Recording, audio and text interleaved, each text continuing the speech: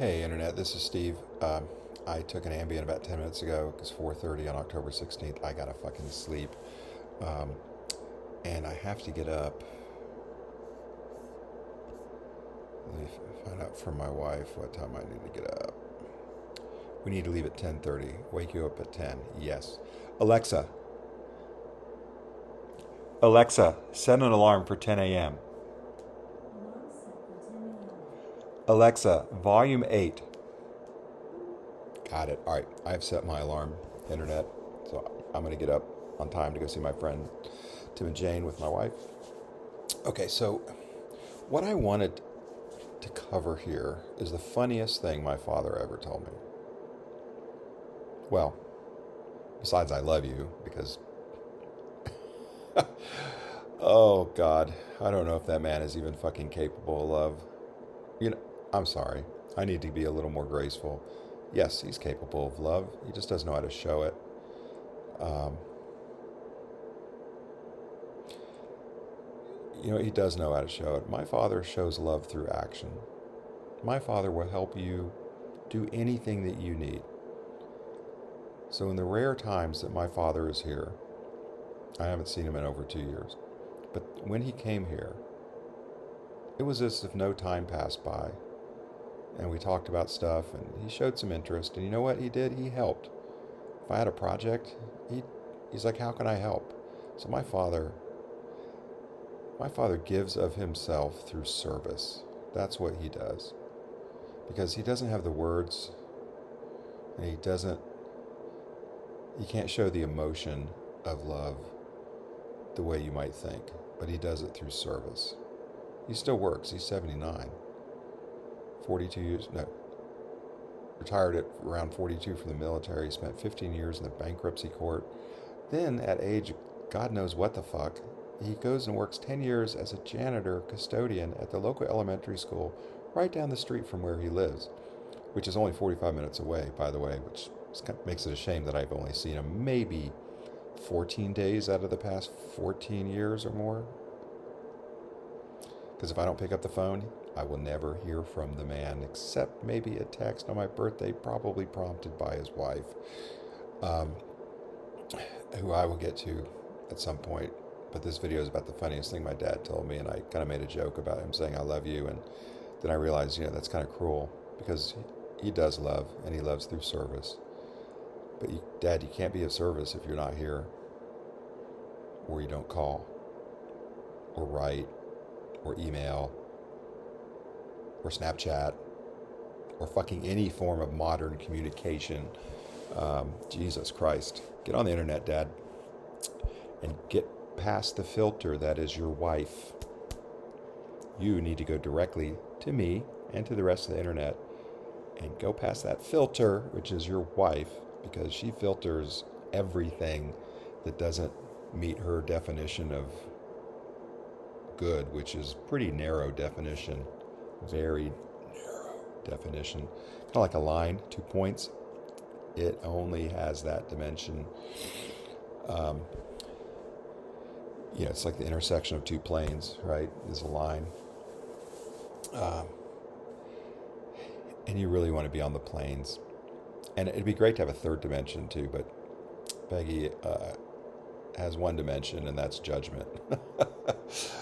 Oh God, this woman hates anything different from her.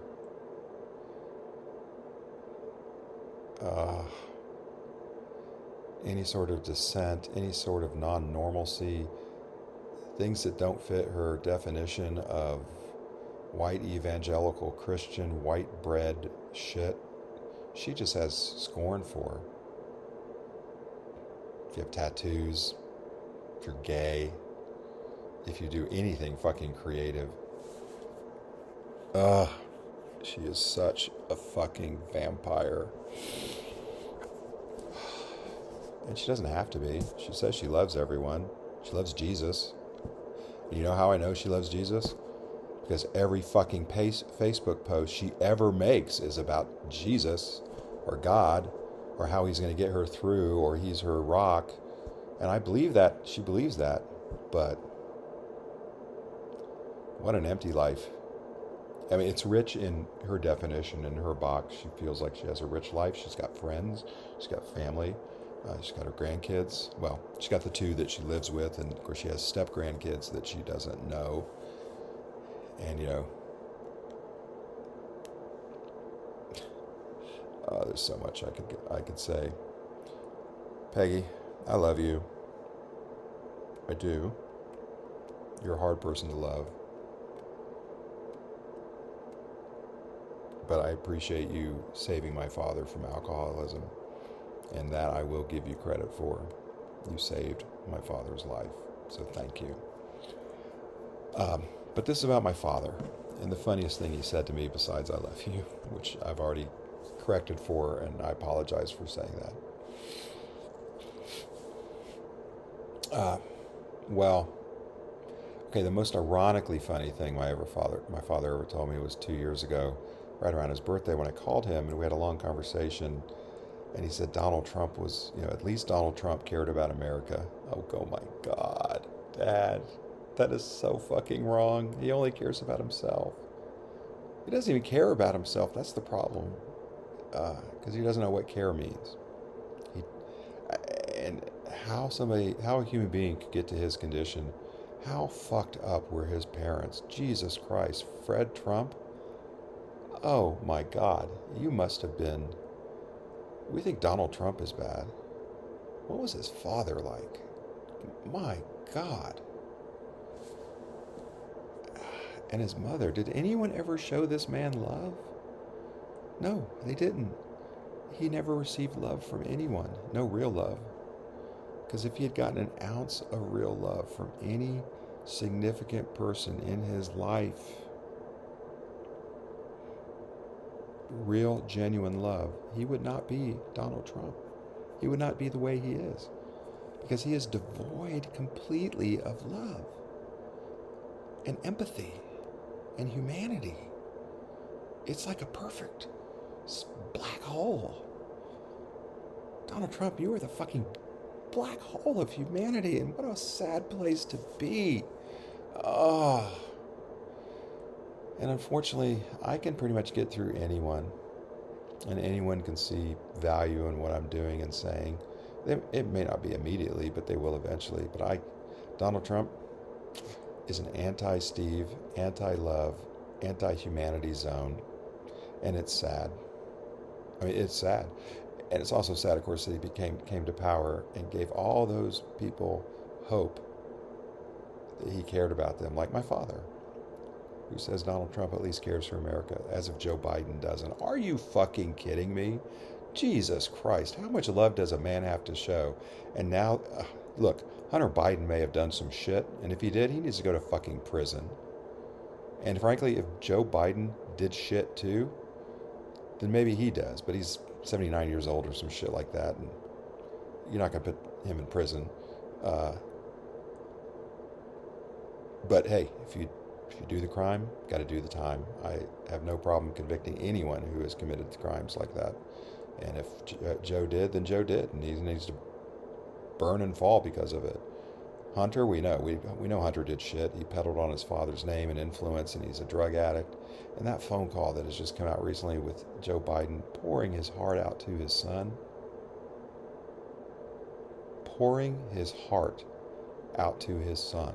like every good father should do. Every good father should pour their heart out to their children. Not smother them, not beat their children with their heart. You need to pour your heart out to your children. And nobody ever did this to Donald Trump. And those people making fun of Joe Biden for that video, or that audio that has come out about his son, go to fucking hell, you pieces of shit. This is humanity you're talking about.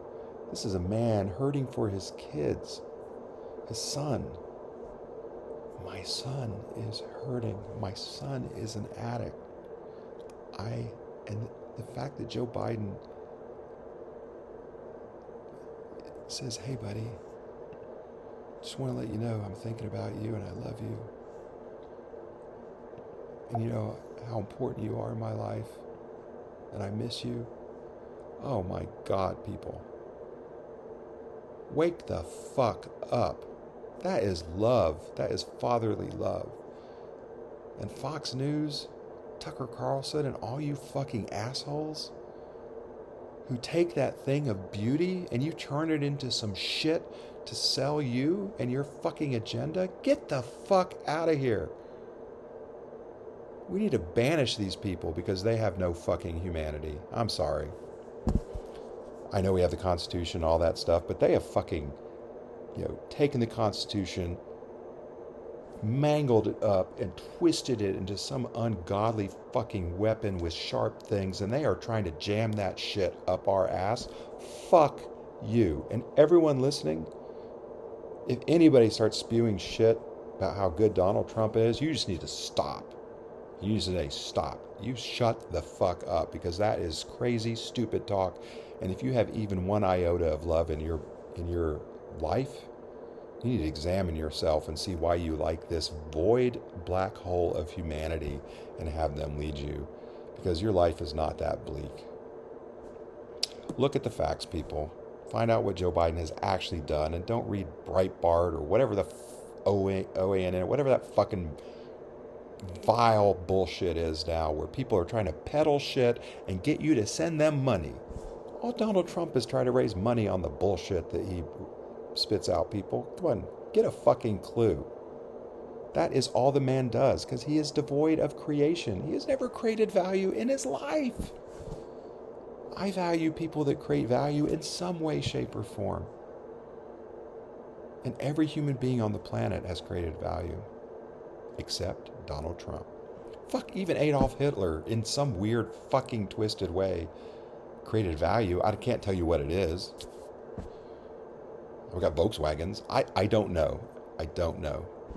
Because the man was fucking awful. But if Donald Trump gets power, he's going to be worse than Hitler ever was, people. Ever. Because he has no soul. Say what you will, dude, about National Socialism. At least it's an ethos. Donald Trump has no ethos. Nihilism is not even ethos he can actually comprehend, because he has no fucking brain power. He's stupid as shit. But he's brilliantly charismatic, and he knows how to weave people and tell his lies, and they get right into your soul, and you go, oh my God, he loves America. Oh fuck. After he sucked Putin's cock at Helsinki? Come on. Did you see the man? He was spent. Oh. And I say sucking cock as if it's a bad thing. It is not a bad thing. It is a beautiful thing. It is an amazing thing. And I love it. And you should love it. Why do we tell people to suck my cock? Fuck. I'd love you to suck my cock. Come on. Oh. It's like when we tell people to go fuck themselves. Really? If you could fuck yourself, you would. And you would never leave your bedroom. You would never leave your bedroom if you could fuck yourself. You would just be in that bedroom going, oh my God, I'm fucking myself. So let's stop telling people to go to fuck themselves, because I actually think that's a good thing. Why do dogs lick their balls? Because they can. All right. I still haven't told you the funniest thing my father has ever told me. The second funniest thing, besides Donald Trump loves America, is that when the 2000, whatever the fuck election it was, 20 election is done, we will not hear about COVID anymore.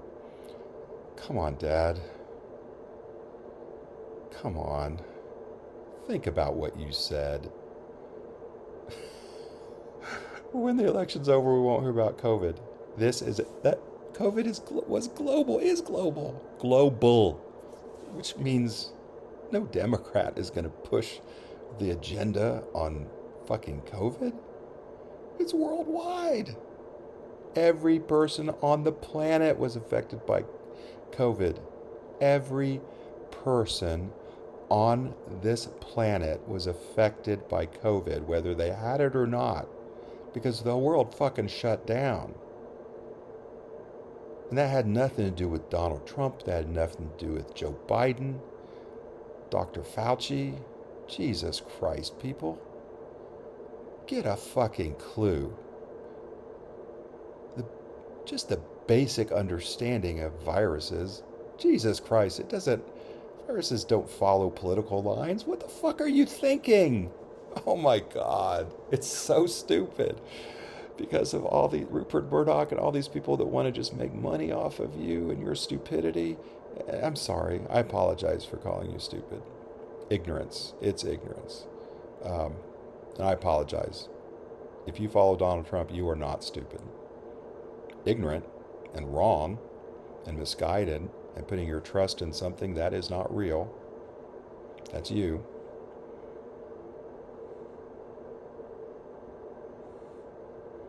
So that was the second. My dad told me we wouldn't hear about COVID. And here's the kicker, Internet. Remember, I haven't talked to my dad in 2 years. A year later, around his birthday, the man got COVID.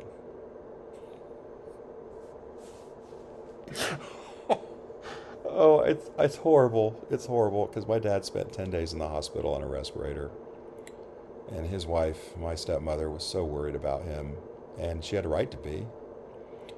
But god damn, is that's not ironic. Come on. You got to see there is humor in that. There's universal humor in that. Of course, I didn't find out from my dad. I didn't find out from Peggy. I found out because my half-sister posted something on Facebook saying, pray for this man. Pray for this man. Because this man is her father, and this man is her children's grandfather, and he is a good man. My father is a good man. I've already established on this video that my dad gives of service because he has no language of love to give his own because he never got it from his mom, and his father died when he was 18. His father was an alcoholic. My dad was an alcoholic until my stepmother saved him around, I guess, when I was 10 or 11 or something like that.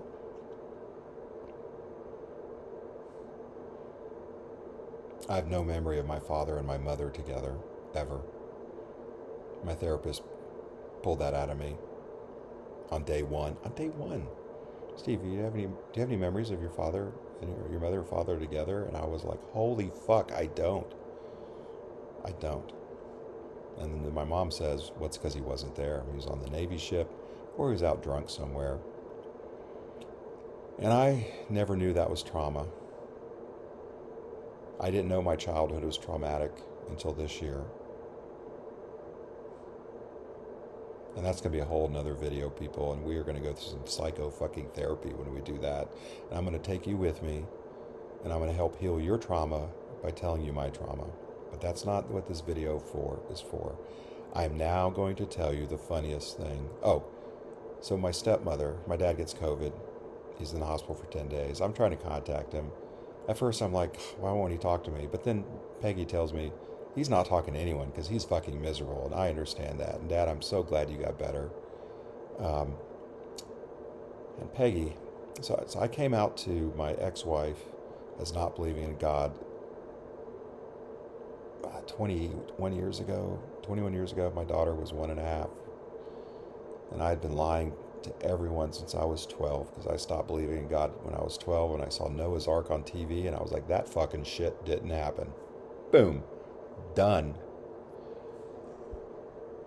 But I went back to church as a late teen because I needed to belong to something because I was an outsider my whole life growing up. My therapist nailed that on day one. Oh, William Brown, you are so fucking amazing. Thank you. And so I came out as not believing. I was IT manager of Walk Through the Bible Ministries, people, and I didn't believe a goddamn word of any of it. But there were some lovely people there, and oh my God, their heart was in the right place. Calvin Edwards, I love you. Jenny Baxley, I love you. You are good people, and you know it. Kathy Ellis, you're good people.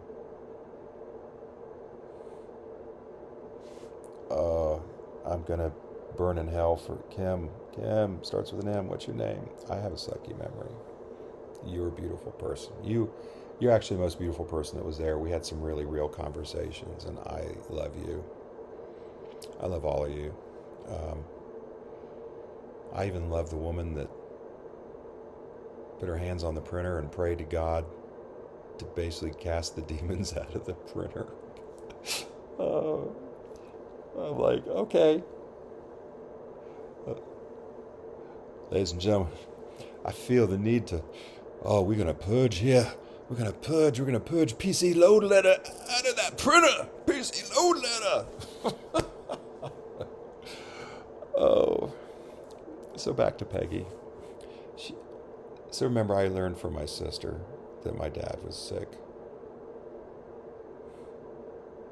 I learned as a bystander, as an outsider, because I've always been an outsider when it comes to my father and his family.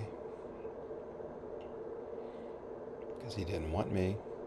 I was unexpected, conceived on the Coronado Beach in San Diego, where all the Navy men are, and my mom lived. But I digress. I always digress.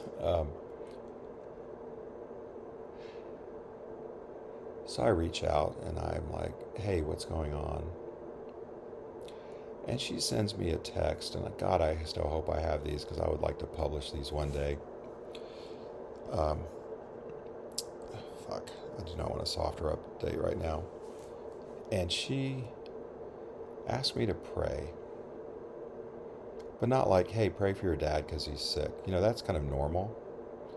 She said, I know you know how to pray, or I know you still know how to pray. So dust off your prayer closet, because we need prayer warriors. And you need to go into that prayer closet and you need to pray. I don't believe any of this shit. I don't believe in any religion. They're all bullshit. I'm sorry, people. I'm just going to call it like I see it. They are a man-made manifestation of what you think God should be. It's just what it is. And there's the power that you get from religion is in belief. There is power in belief. Like, there's power, wonder-working power in belief. In belief. And that's the end, period. We're done. There is no lamb. There's no blood of the lamb. I'm sorry. Really? Jesus died for your sins? The dude was dead 3 days, and now he sitteth at the right hand of God? Come on. That's a good gig. Oh, I'm going to die for 3 days? Oh, and then okay, so I'm going to die for 3 days. I'm going to debate the devil and shit, and then I'm going to kind of come back and see people for a while. And, you know, they're going to be like, oh, Jesus, look, he's back. Oh, look, do you still have holes in your hand? And then you're going to go sit at the right hand of God. Come on. To judge the quick and the dead. Come on. What a great gig. Where is the sacrifice in that, people? Come on. Oh, he died for my sin. He was on the cross and he was so beautiful. Come on, people. People die worse deaths every minute. Every minute. And no greater love hath a man. Come on. For God so loved the world that he gave his only begotten Son, that, I don't know, none shall perish and have eternal life, or whatever the rest of it is. It's a great thing to think about and believe, but it's not true. You died for 3 days, and 8 billion people were saved. Oh, come on. You were God to begin with. You were God when you were here, and you're God now, if all that shit was true, because you're part of the Trinity. Come on. There's no sacrifice, people. God created the entire universe. Okay, flow with me here. Did God create the entire universe? And you're going to say, yes. Then that means God created sin, people. Because at the beginning, there was void, and nothing was with form. And what did God say? He said, let there be light. And there was light. If that's the first shit he created, sin didn't exist yet. Because remember, it didn't exist until you got to the Garden of Eden, and he put that fucking apple in front of everyone. God tempted. Hey, everything here is perfect. I've made it all for you. You are my creation. I love you. We are one. Oh, Adam and Eve. Love you, love you, love you. Oh, but that tree that I created, God, created this tree of knowledge. I created the tree of knowledge. But you can't have it. And why is that? Because you'll have knowledge? You have knowledge! Oh, fuck! You know something! You know what a dick is! Oh my god, you're embarrassed! You're embarrassed to be naked, so you gotta put the fig leaf on. Oh, it's so fucking stupid. Oh, and the snake talked to Eve. Oh god, it's so fucking stupid. People, it's stupid. That's not true. Oh my god. I know I'm offending like 2 billion people here, but I'm sorry. I just can't believe your shit. And I know the Bible pretty fucking well because I worked at Walk Through the Bible Ministries and I could do fall, flood, 4,000 years, nations, all that bullshit. I loved it. Walk Through Bible, you were so creative. Thank you. Thank you. But I don't believe any of it, and I didn't then. But I'm a damn fucking good faker because I did that shit. I faked it for 20 years and then I just couldn't do it anymore. I was teaching high school Sunday school. They asked me to be a deacon or elder. And I was like, the gig is up. Oh, and it's so sad because I had done a 10-year vow with my ex a few months before. And I knew we had problems going in. And I was kind of hoping that would like rekindle things. But I can't be married to somebody who literally thinks I'm going to hell, and not in the normal man-wife, fuck you, you're going to hell shit, go to hell, because we have an argument. No, because she literally thinks I'm going to hell. And I'm going to get to the funniest thing my dad said at some point, but I know this video is going to go viral, so I want to get some stuff in. My daughter, when she was 5, my beautiful, precious daughter, sat at my kitchen table, and she looked at me with those blue eyes that she has and her blonde hair and she's got such an infectious smile, and she's got my cheeks. Oh, my daughter is so beautiful. She is such a beautiful person. And she goes, Dad, I'm sad. Well, why is that, Em? Well, because, when I die, you're not going to be in heaven with me.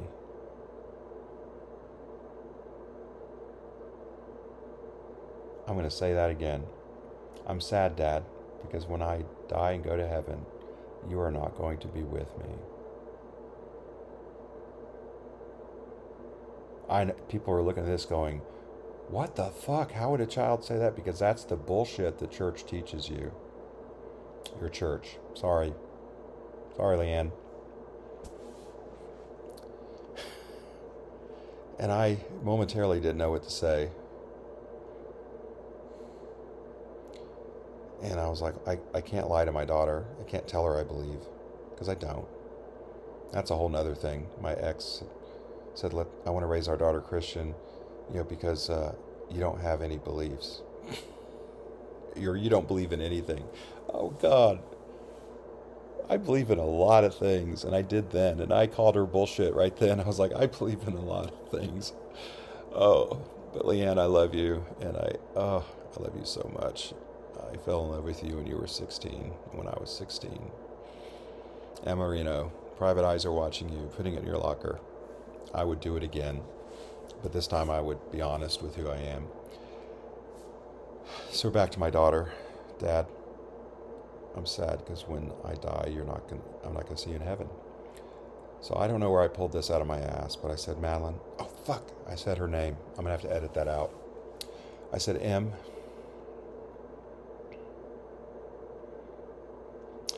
I said, Em. If heaven exists, I will be right there with you. Pretty brilliant. I don't know where it came from, but I'm so glad I was able to access that at that moment because it was perfect. And my daughter is the most amazing person. My ex-wife's amazing. She's just pure love. Here's how bad my stepmother is. My ex-wife does not like my stepmother, kind of detests her, and my daughter's words kind of hates her, and my ex-wife hates no one. She is love. She may not understand it all, and she may not be able to access it all, and she's got her own things stopping her from really loving as much as she wants. Um, and I thank you, Mart, for being an amazing stepfather to my daughter. You were perfect. Thank you so much. And you're perfect for Leanne. Good and godly man.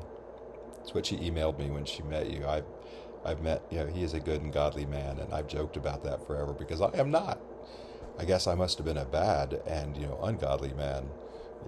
No, I am a good and ungodly man. And that's just who I am. So, my stepmother is asking me to go in the prayer closet. I do not, 20 years ago, I said, I do not believe any of this.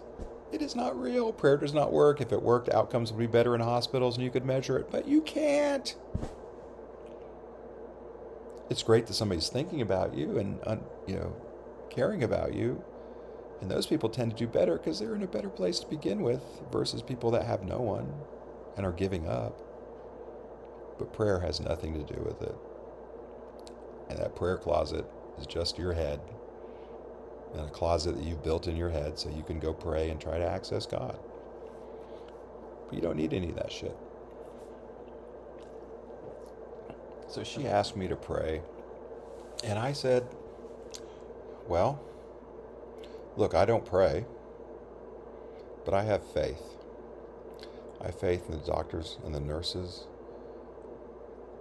And we've had COVID for so long that they know how to treat it. And you know what? My dad is in excellent health because he still works every day. My dad is in excellent health. And I have faith that he's going to be okay because of all those factors. She got mad at me. She got mad because she took that as me not caring enough to pray. Not caring enough to do something that I know makes no fucking difference, period. And I don't own a prayer closet. And the truth is, I never did. Because I stopped believing this shit when I was 12 when I saw Noah's Ark and said that shit did not happen. Oh, you just got to look at the evidence. And Richard Dawkins taught me, we do not need fossils to prove evolution. Isn't that amazing? Most people don't know that. You can prove it with mitochondrial DNA. And his book, The Ancestor's Tale, is one of the most amazing books ever written, and it gives a history of the human race and our evolutionary line back down to fucking single-cell organisms and before then. And his stories about the vagus nerve or whatever it is, and that's why giraffes don't speak, because it's so long and it's too long of a delay as a possibility, and about whales and hippos and how similar they are. And it is amazing. The Ancestor's Tale. Read it and be amazed at the beauty of life and the power of evolution. Because people go, oh, it's all random. No, it is random. But those random variations, natural selection, the ones that survive. And it's The Selfish Gene, which is also a Richard Dawkins book because he's fucking brilliant. Explains that those genes just want to kind of keep replicating. And so we're just a whole bunch of molecules that decide to get together, become sentient, and look at ourselves. Look at other molecules. So she's asking me to pray. And I told her I had faith in all these things. And so then she got mad at me, and she goes, in all caps, you do know how to pray. Oh my God. I wish I didn't think it was funny, because it's not. And she was in a place of pain at that point, because her husband was in the hospital and possibly dying, and he couldn't communicate. Couldn't communicate with anyone really because he was so sick, and all he was trying to do is breathe. So thank you, doctors and nurses, for that. I left my dad a few messages during that time. First, I was annoyed that he wasn't returning my call, and then when Peggy said he was miserable, I said, well, okay, well, yeah, I'm sorry for judging you for not returning my call, but I got a text from my dad, I guess a few weeks after he got out, and said he was okay, and you know, thanks for the calls or whatever. Of course, I did ask my stepmother, hey, was Dad vaccinated? I knew the answer was no, but I had to ask. And she was like, no. And I said something. And she goes, well, this is not the time to bring politics in it. The fuck it's not. Get yourself fucking vaccinated, people. And save your fucking life. God damn. Ah. Anti-vaxxers. God bless them. I did my own research. You didn't do shit. You looked at some fraudster on the internet. Maybe they're not fraudsters. They believe the bullshit they're spewing, but they're wrong. They're wrong. The peer-reviewed stuff is right. The fact that we don't get this shit anymore is right. So my dad spent 10 days in the hospital. He finally came out. Of course, I was glad for that. I still haven't talked to him.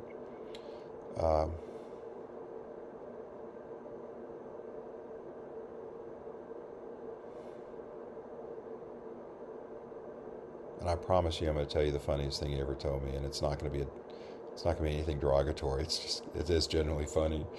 And I wrote a poem to my father about a month ago, and I put it on Facebook. And I'll paste a link to it in this video, and it basically is called Conception. And basically talks about this curse, a coldness bestowed from my father and his father's father. Basically, essentially crushing me and the things I thought I could be, into a pearl so small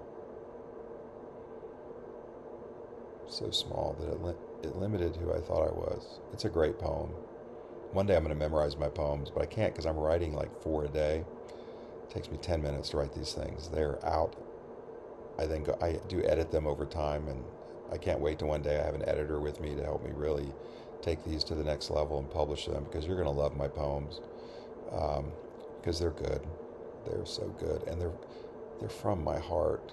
I leave nothing out. Good, bad, ugly, embarrassing. It's all there, and it is real, and it takes you with it, and you need to hear it, because I think it can help people. So I did not pray for my father. I thought about him, and I said, I hope he gets better. And so the funniest thing my dad ever told me, I can't even remember where we were. I think I was in Portland, because he lived there forever. And we went out to lunch. And there were these two women, I don't know, 20 feet away from us or something, and they were pretty gorgeous. And I don't know if I was in my 30s or 40s. But my dad, my Christian dad, who, remember, used to be in the Navy and an alcoholic, so this guy knows how to fucking cuss, and he knows how to cut you down to the core, because my dad is mean when he's drunk, and sometimes he's mean when he's not, when he gets angry. He has a way of cutting you down like that, and I have inherited that skill, and I've used it on people, my wife, my kids, and they hate it, and they hate it, and I hate it, and I'm sorry that I've done it to them. And I'm trying not to be a person that judges at all anymore. And I think I'm making pretty good progress. But so the funniest thing my dad told me, these two women eating lunch, we were eating lunch, and I said something like, wow, that woman is gorgeous. And she had a skirt on. And my dad, without missing a fucking beat, goes, yeah, and she's not a natural blonde either.